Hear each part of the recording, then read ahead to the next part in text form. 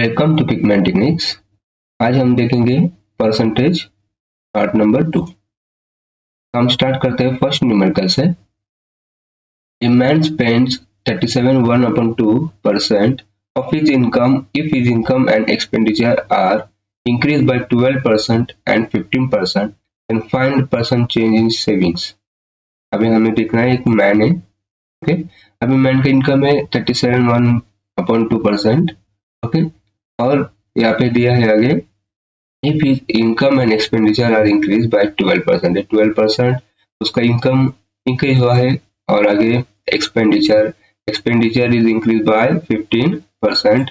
Then we have to find, हमें find करना है what is the saving in is change. Okay, saving में क्या चेंज हुआ है हमें यहाँ पे दिया है, लिखा है यहाँ पे X%। ओके, तो हम स्टार्ट करते हैं कि फर्स्ट हमने पहले देखा था कि 37/1/2 का रेशियो क्या होता है। ये 37/1/2 इसका रेशियो होता है 3/8।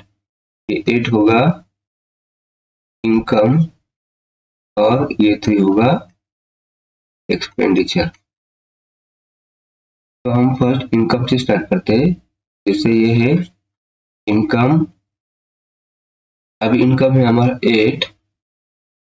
अभी हम इसे मल्टीप्लाई करेंगे 8 मतलब इनकम कितने परसेंट था 12, तो हम यहाँ पे लेंगे 12%।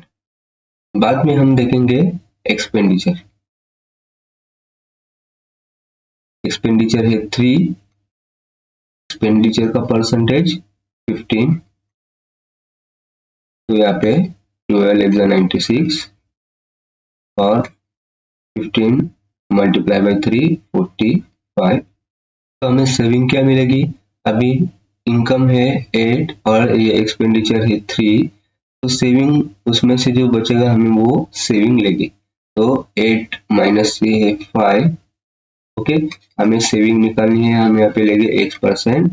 ये 96 माइनस 45 है 51। अभी X% इक्वल्स टू 51/5। अभी यहाँ पे मतलब ये कैलकुलेशन इजी करने के लिए हम लेंगे 51 multiply 2/5 into 2। 51 into 2 102, 51 5 multiply 2 that is 10 equals to, अभी पॉइंट हम ऊपर लेके जाएंगे तो ये होगा 10.2%। ये हमारा होगा final answer, that is D1। तो अब next numerical, a man spends 9,000 of his income ₹13500 if his income and expenditure are increased by 14% and 7%, find percentage change in his saving। अभी यहाँ पे एक मैन है, स्पेंड्स के है 9,000 और इनकम है 13500, 14% इंक्रीज है एंड 7% जो एक्सपेंडिचर है वो भी इंक्रीज है। तो हमें निकालना है व्हाट इज हिज सेविंग। ठीक है, हमने यहाँ पे एक सेविंग ले ली है, अभी X% जो हमें फाइंड करना है। तो हमें फर्स्ट निकालना है रेशियो, जिसे हम स्टार्ट करते हैं 9,000 अपॉन 13500, ये 20 और 20 कैंसल। अगर आप इसको डिवाइड करोगे तो आपको रेशियो यहाँ पे मिलेगा 2/3।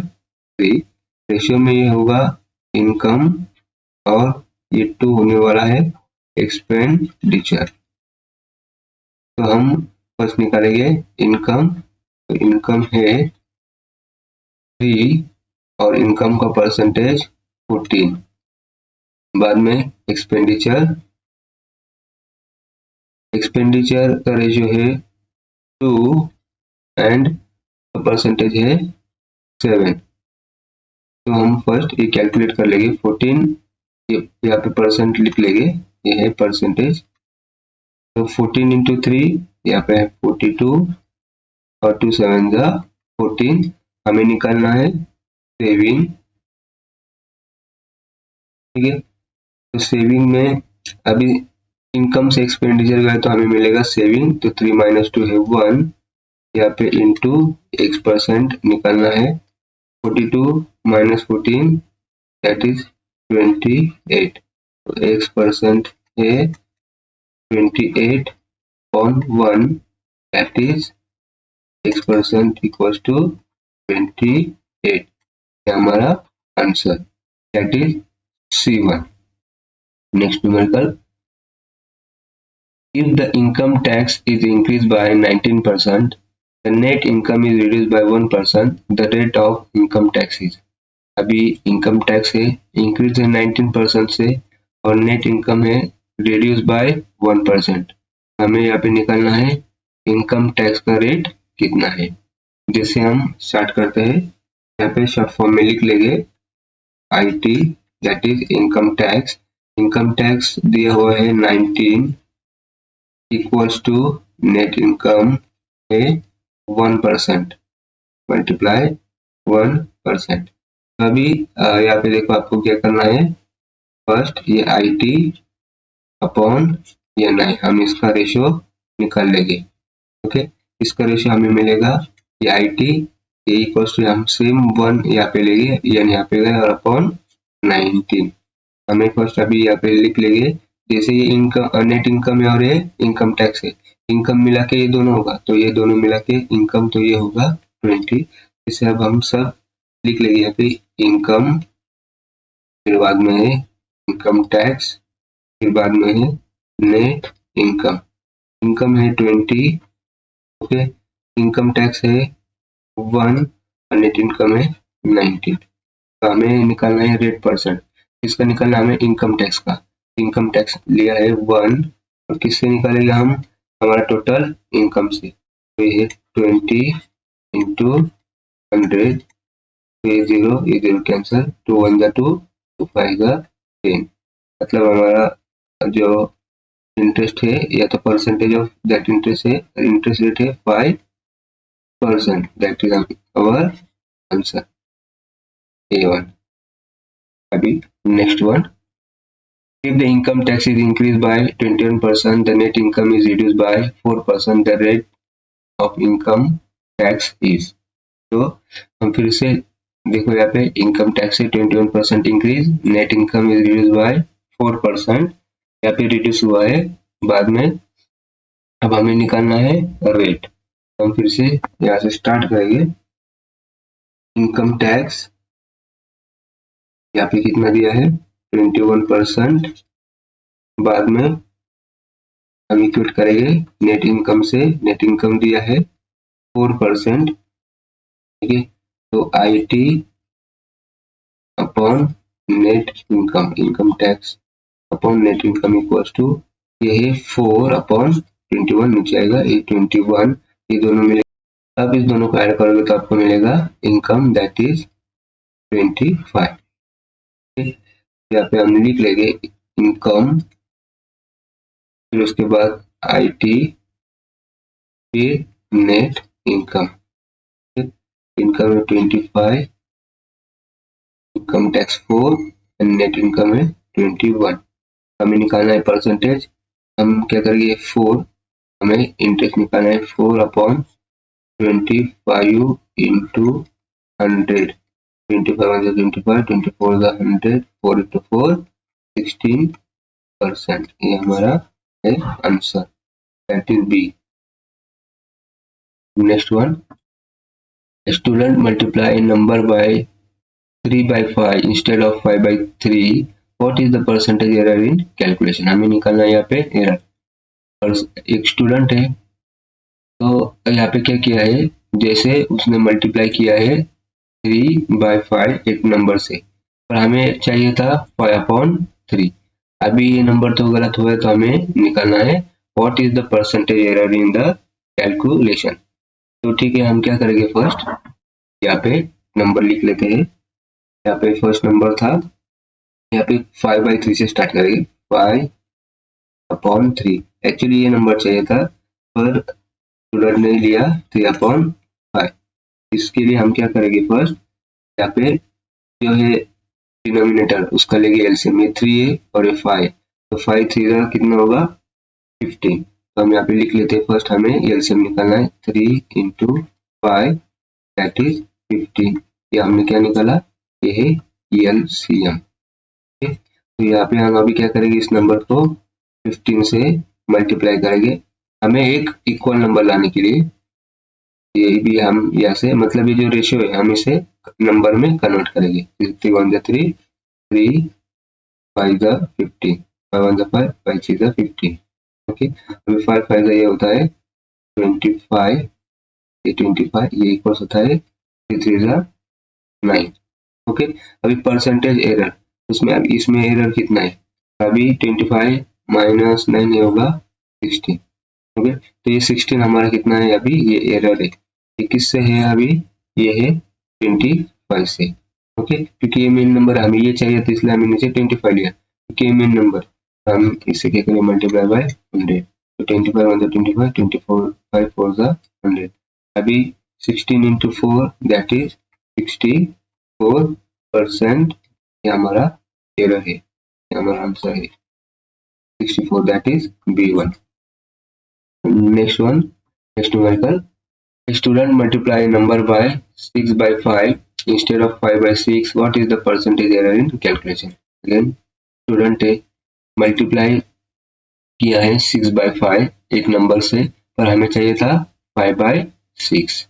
तो देखो हम फिर से यहाँ पे लिख लेंगे, फर्स्ट 5/6, यहाँ पे पहले नंबर लिख लेंगे, फिर 6/5, फिर से एलसीएम निकालना है, LCM is equals to 6 × 5 that is ये है 30। ये मल्टीप्लाई करेंगे, ये 30, यहाँ से भी मल्टीप्लाई करेंगे 30, 6 1 6, 6 5 30, यहाँ पे 5 1 5, 5 6 30, यहाँ पे आपको मिलेगा 5 5 25, यहाँ पे मिलेगा 6 6 36।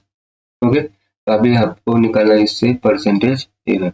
परसेंटेज एरर यहाँ पे कितना आएगा, 25 - 36 दैट इज 11। तो यहाँ पे लिया 11, और किससे मेन नंबर हमें क्या चाहिए था, 5/6, तो हम लेंगे 25 × 100, 25 1 25, 25 4 100, 11 × 4 दैट इज 44%। ये हमारा final answer 44, that is A1।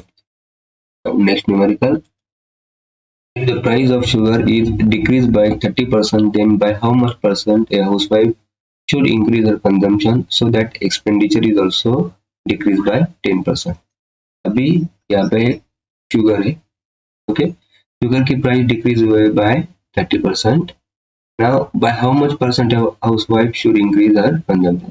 तो कंज्यूम कितना इंक्रीज करना चाहिए, ठीक है, तो हमें ये निकालना है कि कंजम्पशन कितना बढ़ाना चाहिए। बाद में एक्सपेंडिचर है वो डिक्रीज हुआ है 10% से। तो अभी हमें यहाँ पे क्या करना है, जैसे हम यहाँ पे स्टार्ट करते हैं, ये प्राइस है 100, ठीक है, हमने एक बेस प्राइस दी है, तो यहाँ पे परसेंटेज मतलब 30%, ये शुगर की प्राइस यहाँ पे डिक्रीज हुई है, तो यहाँ पे मिलेगा, मतलब 100 से हम 30 फर्स्ट ये लिख लेते हैं, ये है यहाँ पे एक्सपेंडिचर कितना कम हुआ है 10%, तो 100 - 30 ये 70, और 100 - 10 ये है 90। तो अभी यहाँ पे हमने पहले प्राइस तो ली शुगर की, ये है एक्सपेंडिचर के, बाद में ये हमें जो मिलता है इसको आप कंजम्पशन समझ लेना। ओके, तो यहाँ पे हम क्या करेंगे, इसका डिफरेंस देखेंगे, ये डिफरेंस मिलेगा 20। ओके, फिर बाद में 20, यहाँ पे अपन हम करेंगे 70, क्योंकि हमें निकालना है यहाँ पे कंजम्पशन। तो यहाँ पे हम फर्स्ट देख लेंगे, ये 70 हमेशा होता है ये ओरिजिनल प्राइस, ये ओरिजिनल या तो प्राइस जो कंजम्पशन, हमें कंजम्पशन समझा तो ये कंजम्पशन हो जाएगा, ये होता है ओरिजिनल, ये होता है कभी भी करंट, मतलब जो अभी प्रेजेंट है होता है करंट। ओके, तो हमें इसमें देखना है कि 20 ये है 70। ओके, तो हमें जो ओरिजिनल है उससे निकालना है, तो ये हम क्या करेंगे 0 0 कैंसिल कर लेंगे, ये हमें मिलेगा यहाँ पे 2/7%। ओके, तो हमें ये मालूम है, यहाँ पे हम लिखेंगे 1/7 की वैल्यू कितना होता है, 14/7% ये होती है।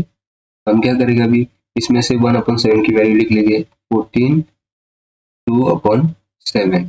ठीक है, अभी 1/7 की वैल्यू बचा है 2। हम क्या करेंगे, फर्स्ट 14 इंटू 2 ये मल्टीप्लाई कर लेंगे, ये है 28। दूसरा ये कितना होता है 4 और 7 प्लस 18। तो हमारा क्या रहेगा, ये फाइनल आंसर है C1। यहाँ पे हम रुकते हैं। Thanks for watching. Next video में हम देखेंगे परसेंटेज का पार्ट नंबर 3।